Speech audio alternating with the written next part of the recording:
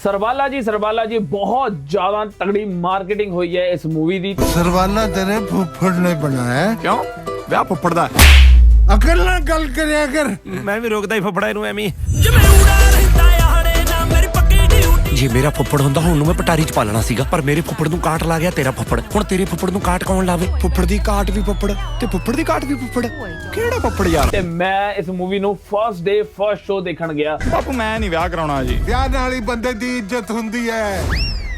ਤੇਰੀ ਤਾਂ ਇਤੀ ਹੋਈ ਨਹੀਂ, ਬੇਬੇ ਤੋਂ ਤਾਂ ਡਰਦਾ ਜਿਵੇਂ ਚੋਰ ਖੰਘ ਤੋਂ। ਅੱਜ ਅਸੀਂ ਕਰਾਂਗੇ ਇਸ ਮੂਵੀ ਦਾ ਰਿਵਿਊ। ਕਿਵੇਂ ਦੀ ਇਹ ਮੂਵੀ, ਕੀ ਤੁਸੀਂ ਆਪਣੇ ਪਰਿਵਾਰ ਦੇ ਨਾਲ ਦੇਖਣ ਜਾਵੋ ਜਾਂ ਨਾ ਦੇਖਣ ਜਾਵੋ, ਕੀ ਇਹ ਪੈਸਾ ਵਸੂਲ ਹੈ ਜਾਂ ਨਹੀਂ, ਕੀ ਇਹ ਮੂਵੀ ਬਾਕੀਆਂ ਤੋਂ ਡਿਫਰੈਂਟ ਹੈ ਜਾਂ ਨਹੀਂ, ਇਹ ਸਾਰੀ ਗੱਲਬਾਤ ਕਰਾਂਗੇ ਇਸ ਰਿਵਿਊ ਦੇ ਵਿੱਚ। ਮੈਂ ਹਾਂ ਲਵੀ ਖੱਤਰੀ ਤੇ ਤੁਸੀਂ ਦੇਖ ਰਹੇ ਹੋ ਸਿਨੇਮਾ ਰੂਬਰੂ। ਸਰਵਾਲਾ ਜੀ ਮੂਵੀ ਨੂੰ ਦੇਖਣ ਤੋਂ ਬਾਅਦ ਮੇਰੇ ਦਿਮਾਗ ਦੇ ਵਿੱਚ ਇੱਕੋ ਹੀ ਚੀਜ਼ ਆਈ, ਉਹ ਕੈਨੇਡਾ ਵਾਲੀਆਂ ਕੁੜੀਆਂ ਦੀ ਗੱਲ। ਕਿ ਕੈਨੇਡਾ ਵਾਲੀਆਂ ਕੁੜੀਆਂ ਜਦੋਂ ਬੋਲਦੀਆਂ ਨੇ ਕੀ ਚਾਹੀਦਾ ਹੈ, ਕਿੱਦਾਂ ਬ੍ਰੈਂਪਟਨ ਵਾਲਿਓ ਕੀ ਚਾਹੀਦਾ? ਵਿੰਟੇਜ ਚ ਚਲਾਉਣ ਨੂੰ 4x4 ਚਾਹੀਦੀ ਆ। ਮੈਂ ਵੀ ਇਸ ਮੂਵੀ ਨੂੰ ਦੇਖਣ ਤੋਂ ਬਾਅਦ ਬੋਲੂੰਗਾ ਤੁਹਾਨੂੰ ਕੀ ਚਾਹੀਦਾ ਹੈ, ਕਿਹੜੀ ਮੂਵੀ ਚਾਹੀਦੀ ਹੈ। ਤੁਸੀਂ ਅੱਜ ਤੱਕ ਜਿੰਨੀਆਂ ਮੂਵੀਜ਼ ਦੇਖੀਆਂ ਨੇ, ਤੁਹਾਨੂੰ ਕਿਹੜੀ ਮੂਵੀ ਦੇਖਣ ਦਾ ਦਿਲ ਹੈ, ਤੁਹਾਨੂੰ ਸਰਵਾਲਾ ਦੀ ਮੂਵੀ ਦੇ ਵਿੱਚ ਸਭ ਕੁਝ ਮਿਲੇਗਾ।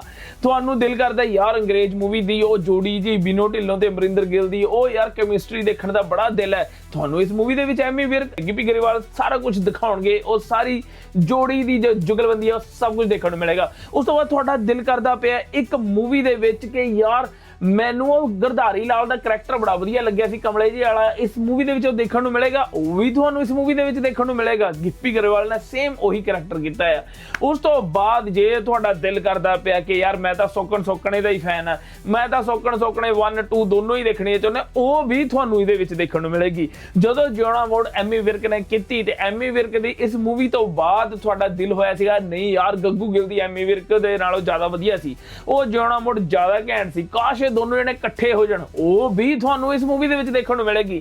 ਯਾਰ ਹਰ ਇੱਕ ਚੀਜ਼ ਤੁਹਾਨੂੰ ਇਸ ਮੂਵੀ ਦੇ ਵਿੱਚ ਦੇਖਣ ਨੂੰ ਮਿਲੇਗੀ। ਰਾਜਸਥਾਨ ਨੂੰ ਤਾਂ ਮੈਨੂੰ ਲੱਗਦਾ ਆਪਣੇ ਪੰਜਾਬ ਵਾਲਿਆਂ ਨੇ ਪ੍ਰੋਪਰ ਹੁਣ ਪੰਜਾਬ ਬਣਾ ਹੀ ਛੱਡਣਾ, ਰਾਜਸਥਾਨ ਵਾਲਿਆਂ ਨੇ ਪੰਜਾਬ ਬਣ ਹੀ ਜਾਣਾ ਹੈ। ਜਿਹੜਾ ਅਖੰਡ ਭਾਰਤ ਮੈਨੂੰ ਲੱਗਦਾ ਹੁਣ ਜਿਵੇਂ ਪੰਜਾਬ ਦੇ ਵਿੱਚ ਰਾਜਸਥਾਨ ਦਾ ਇੰਨਾ ਜ਼ਿਆਦਾ ਇਕੱਠਾ ਮਠਾ ਹੋ ਗਿਆ ਤੇ ਲੱਗਦਾ ਪਿਆ ਕਿ ਵੀ ਭਾਈ ਕੱਲ ਨੂੰ ਪੰਜਾਬ ਵਾਲਿਆਂ ਨੇ ਕਬਜ਼ਾ ਕਰ ਲੈਣਾ ਹੈ, ਜਿਸ ਹਿਸਾਬ ਨਾਲ ਸਾਡੀਆਂ ਫਿਲਮਾਂ ਬਣਦੀਆਂ ਪਈਆਂ ਨੇ। ਮੈਨੂੰ ਇਸ ਫਿਲਮ ਤੋਂ ਬਹੁਤ ਜ਼ਿਆਦਾ ਉਮੀਦ ਸੀ ਕਿ ਸ਼ਾਇਦ ਕੁਝ ਵੱਖਰਾ ਲੈ ਕੇ ਆ ਰਹੇ ਨੇ, ਸ਼ਾਇਦ ਇਹ ਜਿੰਨਾ ਮਤਲਬ ਚਾਹੇ ਕੰਸੈਪਟ ਸਾਰਾ ਉਹ ਪੁਰਾਣੀਆਂ ਚੀਜ਼ਾਂ ਦਾ ਹੀ ਹੈ, ਸ਼ਾਇਦ ਇਹਦੇ ਵਿੱਚ ਕਹਾਣੀ ਕੁਝ ਵੱਖਰੀ ਹੋਵੇਗੀ, ਪਰ ਕੁਝ ਵੱਖਰਾ ਬਸ ਏਦਾਂ ਹੀ ਹੈ। ਉਸ ਤੋਂ ਬਾਅਦ ਜੇ ਮੈਂ ਗੱਲ ਕਰਾਂ ਇਸ ਦੀ ਸਟੋਰੀ ਦੀ, ਤਾਂ ਸਟੋਰੀ ਦੇ ਵਿੱਚ ਇਹੀ ਹੈ ਕਹਾਣੀ ਜੋ ਟ੍ਰੇਲਰ ਦੇ ਵਿੱਚ ਦਿਖਾ ਚੁੱਕੇ ਨੇ ਕਿ ਬਈ ਸਿਰਫ ਇੱਕ ਸਰਵਾਲਾ ਜੀ ਦੇ ਲੜਾਈ ਹੈ ਕਿ ਸਰਵਾਲਾ ਜੀ ਕੌਣ ਬਣਨਗੇ, ਤੇ ਜਦੋਂ ਸਰਵਾਲਾ ਜੀ ਬਣ ਜਾਂਦੇ ਨੇ ਉਸ ਤੋਂ ਬਾਅਦ ਡਾਕੂਆਂ ਦੇ ਨਾਲ ਜਦੋਂ ਮੇਲ ਗੇਲ ਹੁੰਦਾ ਆ, ਉਸ ਤੋਂ ਬਾਅਦ ਫਿਰ ਜੋ ਸਾਰੀ ਸਟੋਰੀ ਜੋ ਹੈ ਥੋੜੀ ਬਹੁਤ ਉਹ ਅੱਗੇ ਵੱਧਦੀ ਹੈ, ਉਹ ਤੁਸੀਂ ਇਸ ਫਿਲਮ ਨੂੰ ਜਾ ਕੇ ਜਦੋਂ ਦੇਖੋਗੇ ਤੁਸੀਂ ਉਦੋਂ ਜਾਣ ਸਕਦੇ ਹੋ। ਉਸ ਤੋਂ ਬਾਅਦ ਜੇ ਗੱਲ ਕਰੀਏ ਇਸ ਦੀ ਐਕਟਿੰਗ ਦੀ, ਜੋ ਇਸ ਮੂਵੀ ਦੇ ਵਿੱਚ ਸਾਰੇ ਐਕਟਰ ਨੇ, ਤਾਂ ਇਸ ਦੇ ਵਿੱਚ ਮੈਨੂੰ ਲੱਗਦਾ ਕਿਸੇ ਨੇ ਕੁਝ ਵੱਖਰਾ ਨਹੀਂ ਕੀਤਾ। ਸਭ ਜੋ ਪਹਿਲਾਂ ਆਲਰੇਡੀ ਕਰਦੇ ਆ ਰਹੇ ਸੀ ਉਹੀ ਇਸ ਮੂਵੀ ਦੇ ਵਿੱਚ ਹੈ। ਨਿਮਰਤ ਖਹਿਰਾ ਨਾਲ ਉਹੀ ਜੋ ਸੋਕਣੇ 1 2 ਦੇ ਵਿੱਚ ਸਾਰੀਆਂ ਚੀਜ਼ਾਂ ਅਸੀਂ ਦੇਖ ਚੁੱਕੇ ਹਾਂ। ਉਸ ਤੋਂ ਬਾਅਦ ਮਤਲਬ ਕਿ ਕੋਈ ਵੀ ਐਕਟਰ ਮੈਨੂੰ ਲੱਗਦਾ ਨਹੀਂ ਵੀ ਪਰਸਨਲੀ ਮੈਂ ਦੇਖ ਕੇ ਕਹਾਂਗੇ ਯਾਰ ਇਹ ਬੰਦੇ ਨੇ ਕਰੈਕਟਰ ਗੱਗੂ ਗਿੱਲ, ਸੇਮ ਗੱਗੂ ਗਿੱਲ ਜੀ ਨੇ। ਉਸ ਤੋਂ ਬਾਅਦ ਜੇ ਐਮੀ ਵਿਰਕ ਵੀਰ ਉਹ ਸੇਮ ਉਦਾਂ ਹੀ ਐਮੀ ਵਿਰਕ ਹੀ ਨੇ। ਗਿੱਪੀ ਗਰੇਵਾਲ ਦਾ ਚਾਹੇ ਗਰਧਾਰੀ ਲਾਲ ਦਾ ਕਰੈਕਟਰ ਚੱਕ ਲਓ ਜਾਂ ਜਿਹੇ ਜੇ ਉਹ ਕਰੈਕਟਰ ਪਹਿਲਾਂ carry on Jatta the series ਦੇ ਵਿੱਚ ਕਰ ਚੁੱਕੇ ਨੇ, ਉਹੀ ਸੇਮ ਇਸ ਦੇ ਵਿੱਚ ਦੇਖਣ ਨੂੰ ਮਿਲਿਆ। ਬਸ ਟਾਈਮ ਥੋੜਾ ਜਿਹਾ ਪੁਰਾਣਾ ਹੋ ਚੁੱਕਿਆ ਹੈ। ਇਸ ਮੂਵੀ ਦੇ ਵਿੱਚ ਤੂਤੇ ਦਾ ਕਰੈਕਟਰ ਬਹੁਤ ਜ਼ਿਆਦਾ ਸਰਾਹਾਇਆ ਜਾ ਰਿਹਾ। ਹਾਂ ਉਸਦੇ ਸੀਨ ਹੀ ਇੰਟਰਟੇਨਿੰਗ ਨੇ ਇਸ ਮੂਵੀ ਦੇ ਵਿੱਚ। ਉਸ ਤੋਂ ਬਾਅਦ ਥੋੜਾ ਜਿਹਾ ਮਤਲਬ ਬਸ ਉੱਪਰ ਥੱਲੇ ਹੀ ਹੈ ਕੰਮ, ਪਰ ਮੈਂ ਇਹ ਨਹੀਂ ਕਹੂੰਗਾ ਕਿ ਵੀ ਉਹਨਾਂ ਨੇ ਕੁਝ ਵੱਖਰਾ ਕੀਤਾ। ਤੂਤੇ ਨੇ ਤੂਤਾ ਹੀ ਕੀਤਾ ਹੈ ਇਸ ਮੂਵੀ ਦੇ ਵਿੱਚ ਵੀ, ਜੋ ਉਸਦੀ ਸਪੈਸ਼ਲਿਟੀ ਹੈ ਬਾਕੀ ਰੀਲਾਂ ਦੇ ਵਿੱਚ ਵੀ ਉਹੀ ਤੁਹਾਨੂੰ ਇੱਥੇ ਦੇਖਣ ਨੂੰ ਮਿਲਦੀ ਹੈ। ਮੈਨੂੰ ਪਰਸਨਲੀ ਐ ਲੱਗਿਆ ਕਿ ਯਾਰ ਕੋਈ ਤਾਂ ਐਕਟਰ ਕੁਝ ਵੱਖਰਾ ਕਰਕੇ ਜਾਂਦਾ ਜਿਸ ਨੂੰ ਅਸੀਂ ਯਾਦ ਕਰਕੇ ਰੱਖਦੇ। ਤੂਤੇ ਨੂੰ ਵੀ ਤਾਂ ਹੀ ਯਾਦ ਕਰ ਰਹੇ ਹਾਂ ਅਸੀਂ ਕਿਉਂਕਿ ਉਹ ਇੱਕ ਰੀਲਾਂ ਜਾਂ ਉਸ ਮਟੀਰੀਅਲ ਤੋਂ ਨਿਕਲ ਕੇ ਇੱਕ ਫਿਲਮ ਦੇ ਵਿੱਚ ਗਿਆ, ਤਾਂ ਕਰਕੇ ਸਭ ਨੂੰ ਜ਼ਿਆਦਾ ਖੁਸ਼ੀ ਹੋ ਰਹੀ ਹੈ। ਪਰ ਇਸ ਮੂਵੀ ਦੀ ਕੋਈ ਉਹ ਖਾਸ ਗੱਲ ਨਹੀਂ ਹੈ ਕਿ ਵੀ ਇਸ ਮੂਵੀ ਨੇ ਉਸਨੂੰ ਬਹੁਤ ਕਮਾਲ ਦਾ ਕੰਮ ਦੇ ਦਿੱਤਾ, ਇਹੋ ਜਿਹਾ ਕੁਝ ਨਹੀਂ ਮੈਨੂੰ ਨਜ਼ਰ ਆਇਆ। ਉਸ ਤੋਂ ਬਾਅਦ ਜੇ ਗੱਲ ਕਰੀਏ ਡਾਇਰੈਕਸ਼ਨ ਦੀ, ਤਾਂ ਡਾਇਰੈਕਸ਼ਨ ਦੇ ਵਿੱਚ ਮੈਨੂੰ ਵੀ ਕੋਈ ਇਦਾਂ ਦਾ ਖਾਸ ਕੰਮ ਨਹੀਂ ਲੱਗਿਆ। ਮੈਨੂੰ ਲੱਗਿਆ ਕਿ ਠੀਕ ਹੈ, ਇੱਕ ਮੂਵੀ ਬਣਾਈ ਗਈ ਹੈ, ਡਾਇਰੈਕਸ਼ਨ ਦੇ ਵਿੱਚ ਕੁਝ ਇਦਾਂ ਦਾ ਸੀਨ ਨਹੀਂ ਮੈਨੂੰ ਲੱਗੇ ਕਿ ਵੀ ਯਾਰ ਆਹ ਸੀਨ ਦੇ ਵਿੱਚ ਕਿੰਨਾ ਪਾਰਟਿਕੂਲਰ ਮਤਲਬ ਬੰਦੇ ਨੇ ਸੀਨ ਡਿਜ਼ਾਈਨ ਕੀਤਾ ਆ, ਆਹ ਸੀਨ ਦੇ ਵਿੱਚ ਉਹਨਾਂ ਨੇ ਉਹਦੇ ਬਰਾਬਰ ਬਿਠਾਇਆ। ਮੈਂ ਜਿੱਦਾਂ ਇੱਕ ਫੋਰ ਐਗਜ਼ਾਮਪਲ ਮੈਂ ਤੁਹਾਨੂੰ ਇੱਕ ਐਗਜ਼ਾਮਪਲ ਲੈ ਕੇ ਜਾਣਾ, YouTube ਦੇ ਉੱਤੇ ਮੂਵੀ ਹੈ ਵਿਰਾਸਤ। ਅੱਜ ਮੈਂ ਜਦੋਂ ਉਹਨੂੰ ਬੜੇ ਟਾਈਮ ਬਾਅਦ ਦੇਖਿਆ, ਸ਼ਾਇਦ ਤੁਸੀਂ ਵੀ ਦੇਖੀ ਹੋਏਗੀ, ਅਨਿਲ ਕਪੂਰ ਦੀ, ਤੱਬੂ ਦੀ। ਮੈਂ ਜਦੋਂ ਉਸ ਮੂਵੀ ਨੂੰ ਦੇਖਿਆ, ਮੈਂ ਉਹ ਇੱਕ ਸੀਨ ਦੇਖਿਆ, ਸੀਨ ਮੈਂ ਤੁਹਾਡੇ ਨਾਲ ਸ਼ੇਅਰ ਕਰਨਾ ਚਾਹੂੰਗਾ ਜੇ ਉਸ ਸੀਨ ਨੂੰ ਤੁਸੀਂ ਇੱਕ ਵਾਰ ਦੇਖ ਸਕੋ ਕਿ ਉਹਦੀ ਵਾਈਫ ਦਾ ਪਹਿਲੀ ਵਾਰ ਉਹਦੇ ਨਾਲ ਵਿਆਹ ਹੁੰਦਾ। ਮੈਂ ਤੁਹਾਨੂੰ ਡਾਇਰੈਕਸ਼ਨ ਦੀ ਐਗਜ਼ਾਮਪਲ ਦੱਸਦਾ ਕਿ ਉਹਦੀ ਜਦੋਂ ਤੱਬੂ ਨਾਲ ਉਹਦਾ ਵਿਆਹ ਹੁੰਦਾ, ਤੱਬੂ ਇੱਕ ਅਨਪੜ੍ਹ ਕੁੜੀ ਹੈ ਜਿਹੜੀ ਕਿ ਬਿਲਕੁਲ ਹੀ ਮਤਲਬ ਕਿ ਗਾਉਂ ਦੇ ਗਰੀਬ ਜੇ ਘਰ ਤੋਂ, ਉਹ ਇੱਕ ਮਤਲਬ ਕਿ ਬੰਦਾ ਹਵੇਲੀਆਂ ਦਾ ਮਾਲਕ। ਤੇ ਜਦੋਂ ਉਹ ਆ ਕੇ ਬੈੱਡ ਤੇ ਬੈਠਦਾ ਤੇ ਉਹ ਆ ਕੇ ਉਹਦੀ ਵਾਈਫ ਉਹਦੇ ਲਈ ਦੁੱਧ ਲੈ ਕੇ ਆਉਂਦੀ, ਉਹ ਆਪਣੀ ਵਾਈਫ ਨੂੰ ਉੱਥੇ ਬੈੱਡ ਤੇ ਬਿਠਾਉਂਦਾ ਤੇ ਖੁਦ ਜਾ ਕੇ ਜ਼ਮੀਨ ਤੇ ਬੈਠ ਜਾਂਦਾ।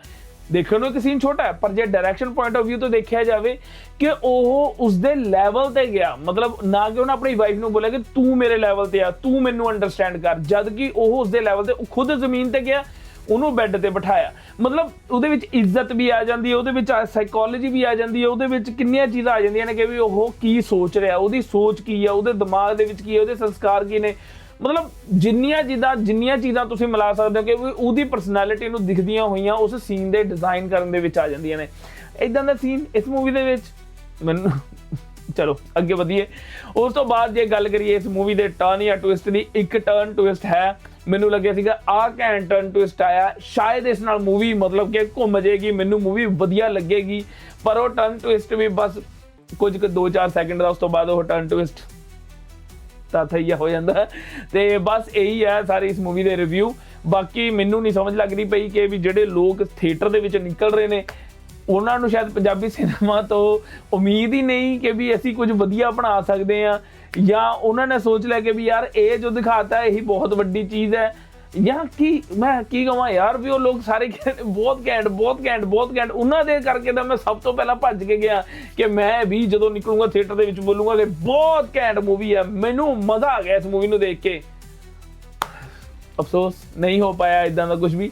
ਤੇ ਬਾਕੀ ਜਿਹੜੇ ਦੇਖੇ ਨੇ ਤੁਸੀਂ ਵੀ ਰਿਵਿਊ ਕਰਿਓ, ਮੈਨੂੰ ਲੱਗਦਾ ਕਿ ਤੁਸੀਂ ਵੀ ਉਹਨਾਂ ਲੋਕਾਂ ਦੇ ਵਿੱਚ ਨਾ ਹੋਏ ਤਾਂ ਜ਼ਰੂਰ ਦੱਸਿਓ, ਬਾਕੀ ਜੇ ਹੋਏ ਤਾਂ ਵੀ ਦੱਸ ਦਿਓ, ਕੋਈ ਗੱਲ ਨਹੀਂ। ਸਭ ਦੀ ਚੋਇਸਿਸ ਵੱਖਰੀਆਂ ਨੇ, ਕੁਝ ਨੂੰ ਕਿਸੇ ਨੂੰ ਵਧੀਆ ਲੱਗਦੀ ਹੈ ਮੂਵੀ, ਕਿਸੇ ਨੂੰ ਨਹੀਂ ਲੱਗਦੀ। ਮੈਨੂੰ ਲੱਗਿਆ ਕਿ ਵੀ ਸਿਨੇਮਾ ਲਵਰ ਨੂੰ ਤਾਂ ਇਹ ਮੂਵੀ ਕਦੇ ਵੀ ਵਧੀਆ ਨਹੀਂ ਲੱਗੇਗੀ, ਕਿਉਂਕਿ ਉਹਨਾਂ ਨੇ ਬੋਲਿਆ ਕਿ ਯਾਰ 3-4 ਸਾਲ 5 ਸਾਲ ਉਹਨਾਂ ਨੇ ਇੱਕ ਸਕ੍ਰਿਪਟ ਤੇ ਲਾਇਆ। ਮੈਨੂੰ ਲੱਗਦਾ ਉਹ 5 ਸਾਲ ਦੇ ਵਿੱਚ ਸ਼ਾਇਦ ਉਹ ਫਿਲਮਾਂ ਦੇਖਦੇ ਰਹੇ, ਉਹਨਾਂ ਤੇ ਇਨਫਲੂਐਂਸ ਹੋ ਗਿਆ ਇੰਨਾ ਜ਼ਿਆਦਾ ਉਹ ਸਾਰੀ ਫਿਲਮਾਂ ਦਾ, ਉਹ ਕਿਤੇ ਨਾ ਕਿਤੇ ਲਿਖਦੇ ਲੁਖਦੇ ਮਿਕਸ ਕਰ ਬੈਠੇ ਨੇ ਫਿਲਮ ਨੂੰ। ਤੇ ਬਹੁਤ ਸਾਰੇ ਇਦਾਂ ਦੀ ਚੀਜ਼ਾਂ ਨੇ ਜਿਨ੍ਹਾਂ ਦੀ ਲੋੜ ਵੀ ਨਹੀਂ ਸੀ, ਸ਼ਾਇਦ ਯਾਰੀ ਦੋਸਤੀ ਦੇ ਵਿੱਚ ਉਹਨਾਂ ਦੇ ਸੀਨ ਪਾ ਦਿੱਤੇ ਗਏ ਕਿ ਚਲੋ ਠੀਕ ਹੈ ਯਾਰ ਤੂੰ ਮੇਰਾ ਭਰਾ, ਮੈਂ ਤੇਰਾ ਭਰਾ, ਆ ਜਾ ਦੇ ਦੇ ਇੱਕ ਸੀਨ, ਤੂੰ ਵੀ ਦੇ ਦੇ ਇੱਕ ਸੀਨ। ਇੱਦਾਂ ਦੇ ਬਹੁਤ ਸਾਰੇ ਸੀਨ ਨੇ ਜਿਹੜੇ ਆਏ ਤੇ ਗਏ, ਪਤਾ ਨਹੀਂ ਕਿਉਂ ਆਏ ਸੀ ਕਿਉਂ ਗਏ, ਕੋਈ ਸੈਂਸ ਨਹੀਂ ਹੈ ਇਸ ਮੂਵੀ ਦੇ ਵਿੱਚ। ਸੋ ਇਹੀ ਗੱਲਾਂ ਨੇ, ਇਹੀ ਮੇਰਾ ਮੂਵੀ ਦਾ ਰਿਵਿਊ ਹੈ। ਬਾਕੀ ਤੁਸੀਂ ਵੀ ਆਪਣੇ ਰਿਵਿਊ ਜ਼ਰੂਰ ਸ਼ੇਅਰ ਕਰਿਓ ਕਿ ਤੁਹਾਨੂੰ ਕਿੱਦਾਂ ਦੀ ਮੂਵੀ ਲੱਗੀ। ਜਿੰਨੀਆਂ ਵੀ ਮੂਵੀਜ਼ ਆ ਰਹੀਆਂ ਨੇ ਆਪਾਂ ਸਾਰਿਆਂ ਦੇ ਰਿਵਿਊ ਕਰਦੇ ਹਾਂ ਤੇ ਉਮੀਦ ਕਰਦੇ ਹਾਂ ਕਿ ਵੀ ਤੁਸੀਂ ਇਹਨਾਂ ਰਿਵਿਊਜ਼ ਨੂੰ ਪਸੰਦ ਕਰਦੇ ਹੋ ਤੇ ਸਾਡੇ ਚੈਨਲ ਨੂੰ ਜ਼ਰੂਰ ਸਬਸਕ੍ਰਾਈਬ ਕਰਿਓ ਤਾਂ ਕਿ ਅਸੀਂ ਹੋਰ ਵਧੀਆ ਘੈਂਟ ਰਿਵਿਊ ਲੈ ਕੇ ਆਈਏ। ਜਿੰਨੇ ਮੇਰੇ ਰਿਵਿਊ ਨੇ ਮੋਸਟਲੀ 100% ਮੇਰੇ ਓਨੈਸਟ ਰਿਵਿਊ ਹੁੰਦੇ ਨੇ। ਮੈਂ ਹਮੇਸ਼ਾ ਟਰਾਈ ਕਰਦਾ ਕਿ ਤੁਹਾਡੇ ਨਾਲ ਸੱਚ ਰੱਖੀਏ ਅੱਗੇ ਕਿ ਮੂਵੀ ਕਿੱਦਾਂ ਦੀ ਹੈ, ਨਾ ਕਿ ਅਸੀਂ ਸਮਝਦੇ ਹੋ ਉੱਦਾਂ ਦਾ ਕੋਈ ਸੀਨ ਨਹੀਂ ਆਪਣਾ।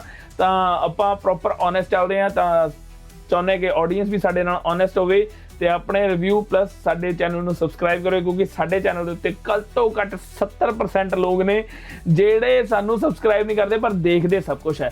ਸੋ ਸਬਸਕ੍ਰਾਈਬ ਕਰਿਓ, ਲਾਈਕ ਕਰਿਓ ਤੇ ਕਮੈਂਟ ਕਰਿਓ। ਮਿਲਦੇ ਹਾਂ ਤੁਹਾਨੂੰ ਅਗਲੀ ਵਾਰ ਕਿਸੇ ਨਵੀਂ ਮੂਵੀ ਦੇ ਨਾਲ। ਧੰਨਵਾਦ, ਸਤਿ ਸ਼੍ਰੀ ਅਕਾਲ, ਸ਼ੁਕਰੀਆ।